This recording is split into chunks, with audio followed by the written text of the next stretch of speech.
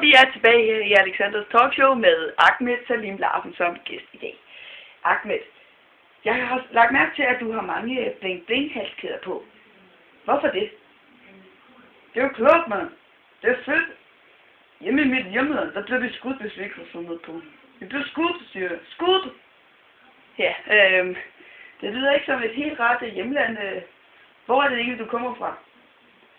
Jeg kommer fra Ahmed, nej, hvad hedder det? Irak. Jeg kalder det Ahmed, fordi jeg skal styre rundt. Jeg var nemlig droppet som det Hussein der. Irak. Forever. Peace. Ja, Ahmed, hvor mange koner har du?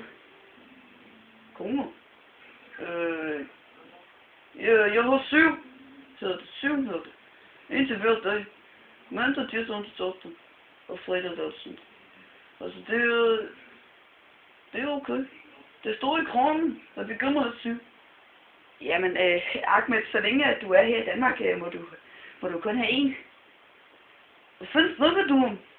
Jeg har en til hver dag, og sådan er det. Jamen, Ahmed, det er jo meget lovligt. Det må du ikke. Jeg er fucking ligeglad med lov, mand. Og ved du hvad nede, hva'? Så kan du have stået tjent, og det står så tjent.